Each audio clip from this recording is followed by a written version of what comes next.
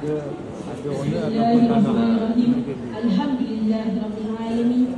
Wal 'aqibatu lil muttaqin. Wassalatu wassalamu ala sayyidina Muhammadin wa ala alihi wa ashabihi ajma'in. Segala puji dan syukur kami panjatkan kehadrat-Mu ya Allah, Tuhan sekalian alam. Selawat dan salam ke atas junjungan besar Nabi Muhammad sallallahu alaihi wasallam, ahli keluarga baginda, para sahabat serta seluruh umat Islam.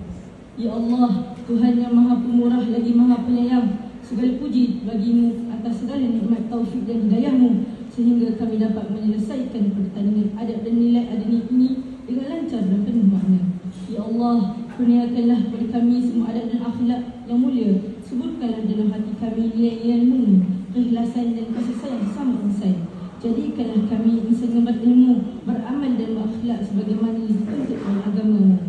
Ya Allah, berkati ilmu yang kami peroleh, kuatkanlah ukhuwah antara kami dan jadikan setiap langkah kami dalam menuntut ilmu penuh keberkatan.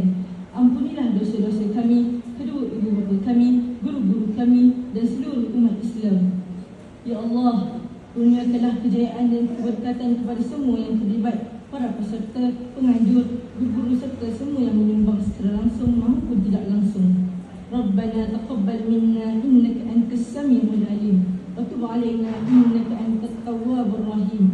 Rabbana atina fid dunya hasanah wa fil akhirati hasanah wa qina adzabannar. Wa sallallahu ala Muhammad wa ala alihi wa sahbihi wa sallam walhamdulillahi rabbil alamin. Amin amin ya rabbal alamin. Majlis merakamkan ucapan terima kasih